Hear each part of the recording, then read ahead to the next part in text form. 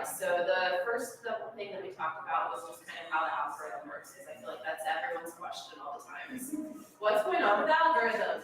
And when you initially post a piece of content, think of it as LinkedIn is almost putting your content through a test. First it goes through a filter where they determine if the content is likely to be spam, low quality, or high quality. So there's some things that are going to make a big difference there. Spam content is if you're doing excessive tagging of people, especially if you're tagging a lot of people and those people aren't engaging with what you post. That's a signal to LinkedIn that that content's spam. It's not going to reach as many people. Overloading and overdoing the hashtags, that's another signal that it may be spam. And then some of the language in the post. So if it's like clickbait language, click here, like this post, share, comment, whatever, those type of words, that also kind of goes through that initial filter of like, this might be spam. High quality content, because I know that's what we all want to create and have our content reach more people.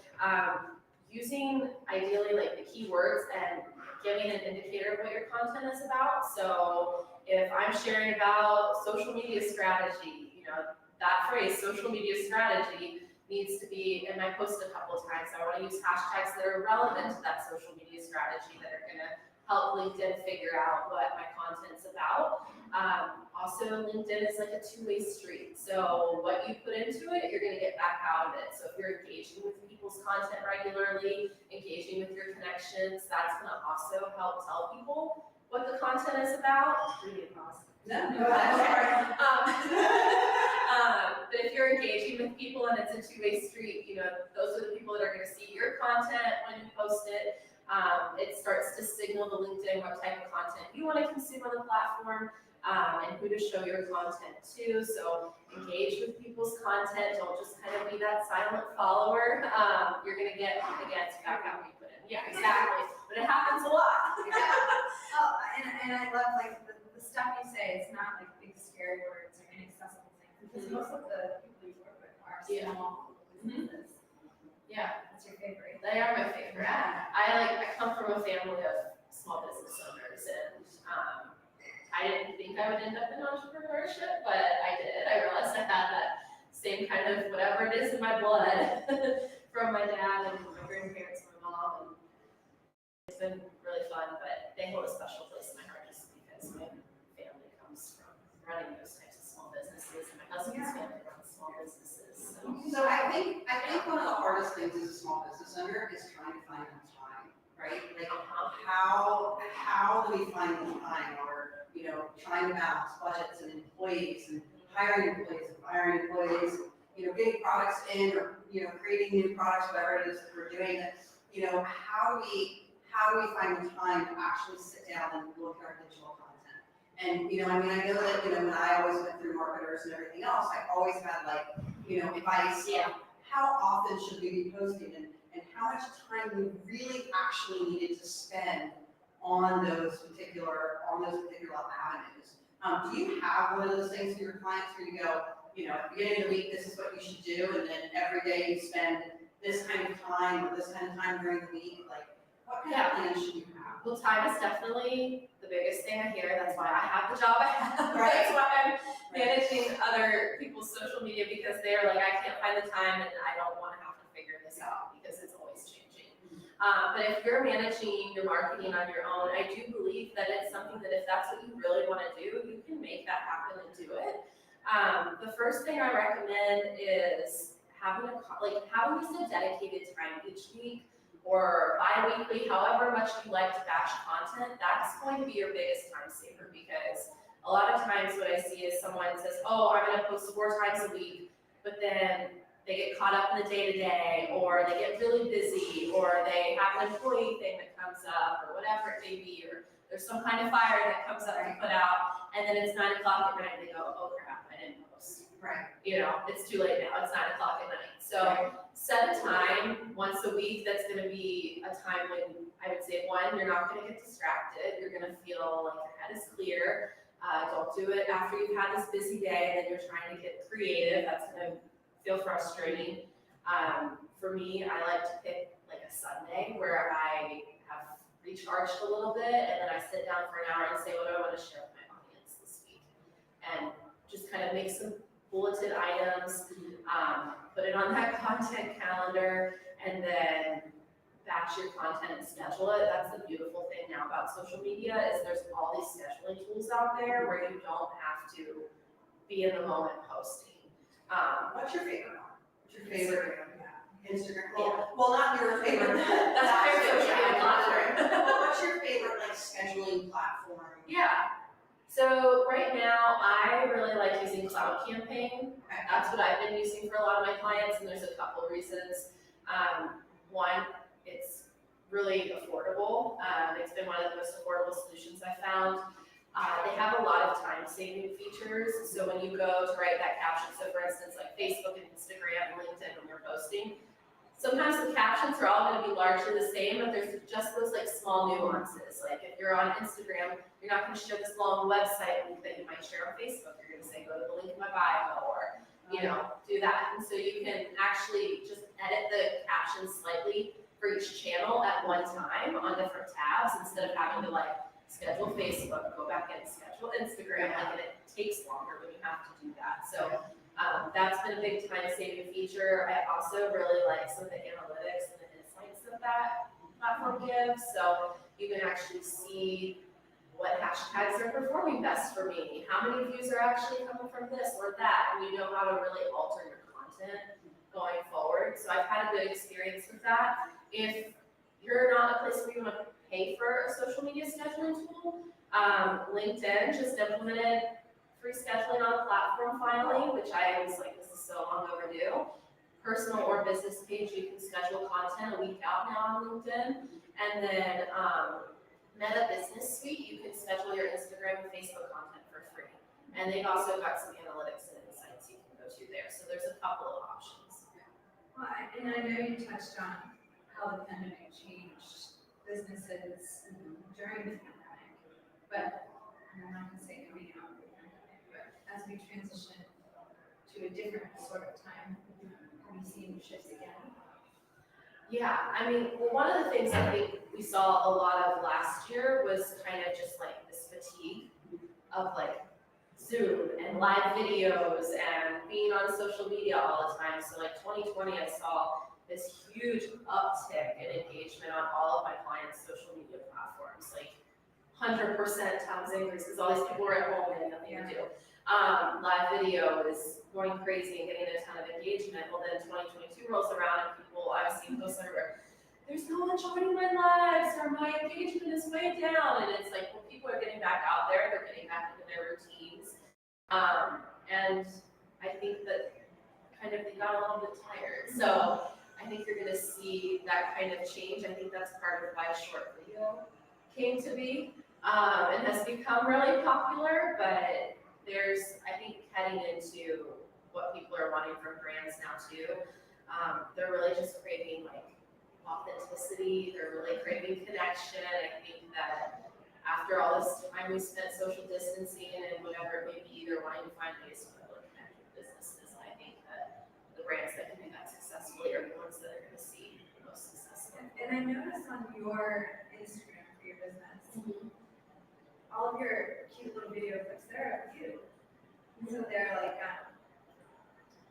how do you encourage business owners to show up with their faces? Is that helpful? Yeah, so I think anytime, this is just my experience, so there's some people that are really uncomfortable getting behind a camera, they're really uncomfortable getting on video, where to the point where, you know, we'll try to record a video clip and they just, you know, deer in headlights, monotone, no. We've been doing this every week. But they just, they don't like it. And so in that case, I would say, you know, let's find other ways to bring like that human side to your brand. But if you are the face of your business, like I think your content where you're getting involved and you're showing up and people are seeing who's behind that brand, it's going to build a faster and stronger connection with your customers. Like I could post infographics all day with clips of marketing advice, but someone's gonna feel a lot more comfortable picking up the phone and inquiring about my services if they feel like they already kind of know me from just my social media content and being able to watch videos and things like that. What was your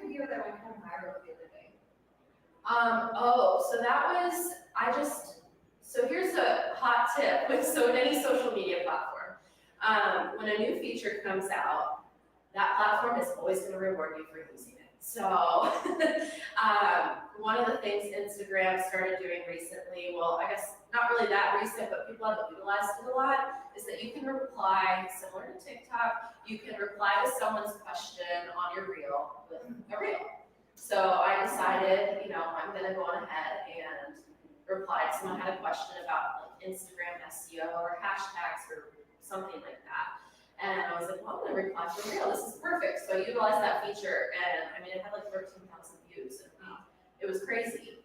But I really think it's because I utilized that tool. Like as soon as I posted the reel, I had a sticker pop up that said, you're a trendsetter. I said, oh, okay. They're rewarding you, making you feel special for doing this. But anytime you're utilizing those types of things, I think that's gonna perform really well. And then I think the other piece of why that performed well is because it was like a question that a lot of people in my audience have always had or wondered about, and you get a lot of rumors and like hearsay about what's not, and so when people actually have like clarity around that, they appreciate it and engage with it. Yeah, I think that speaks to the authenticity, because if you're replying to the reel, you're not gonna take like a week to make this perfect, beautifully edited reel, so the questions are irrelevant, users not engaged. Exactly. Well, and I think that that's really a trend of like where we're seeing marketing head too, is I think people aren't craving the picture perfect, pretty growths anymore.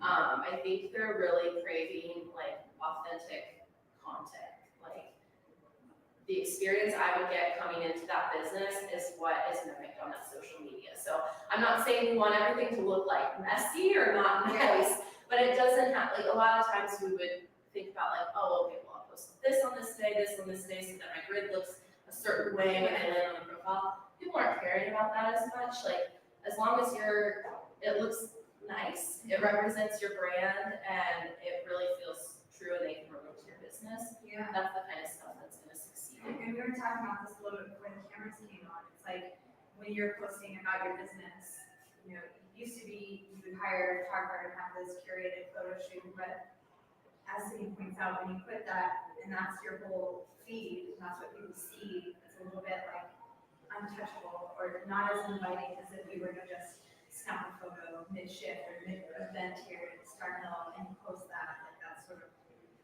more authentic, genuine experience. And I see it across it. I have clients in the restaurant industry, I see it in higher education, I see it in like the garden center I help with. Like there's just so many different, like these industries that are vastly different.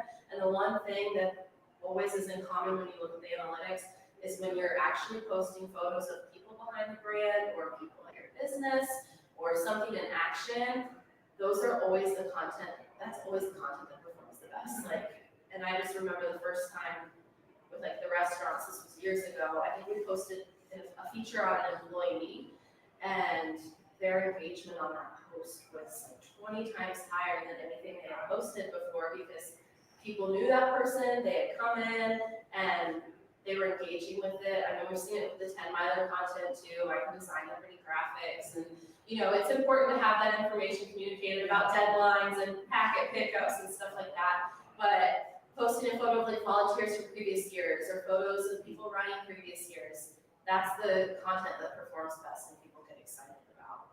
And I can attest to that because I'm in a group chat for some runners, and some photos are posted of previous races, and people saw themselves or saw their friends, and they circulated it through these tests. So Yeah, and they start tagging them and they engage with it. Yeah, so I totally look for those pictures anymore. There's like somebody I follow, and like, there's like a race, or like, I go to the Chada every once in a while, South and Central, and like if they post pictures, it doesn't matter if there's 10 of them that post, like, I'm like, am I the idiot? where am I? Yeah. I interact with them a lot more. Yeah. Yeah, totally. And just a basic graphic. Yeah. If you want to have it, 'cause you need to communicate stuff, but. Yeah. So, we have a few more minutes left, and, we always ask like some question at the end of the podcast. I think the one I came up with today was a little silly one, and I thought it might be, appropriate. Yeah. So I was gonna say, if you were a hashtag, what would your hashtag be? Oh my God, this is a full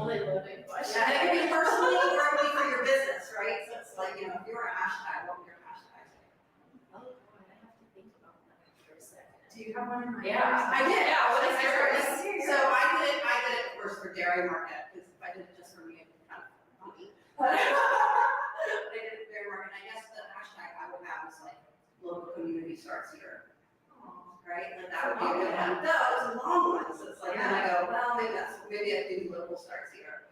But yeah, well, local, everybody does local, right? You want it to stand out, right? So I was thinking local community starts here.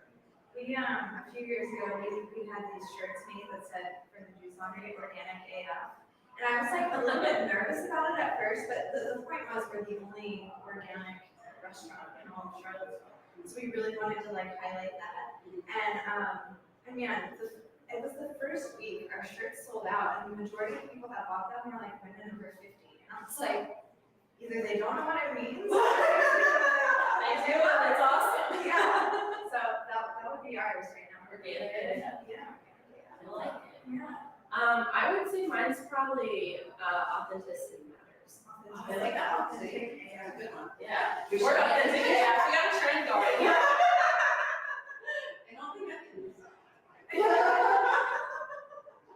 I love that. Well, thank you so much for coming. This was really nice. It was a lot of fun. And I think we learned a lot. Yeah. You know, it was great. And we did miss Nathan. We did. We missed you. But next week we have our event, right? We do have our event next week. We've got a couple things open invite for everyone. Tomorrow morning, we've got Mike from Silver Streak Media is talking here in the Brick Cellar at 9 a.m. All stations see members. We hope you guys will join, hear a little bit about what he does in his videography world. And then next Thursday, we have at noon at the Enterprise Center downtown for the founders meeting. We've got Robbie Rosado, who's the CEO and president of United Way speaking. And then at 5:30, we have our happy hour here at Dairy Market to benefit Love Ego. So we love to see all of our members there. And then also at the event, Sydney Corber is doing headshots for members and short videos. So be sure to check your email after this morning and send it tonight. Awesome, there we go. So yeah, a lot of opportunities to plug in where you can, and we're excited to see everyone. We can't wait till next week. Episode number 10, we get to double digits. So excited. So thanks to all of our sponsors, especially Starville, for always letting us use their room for our podcast.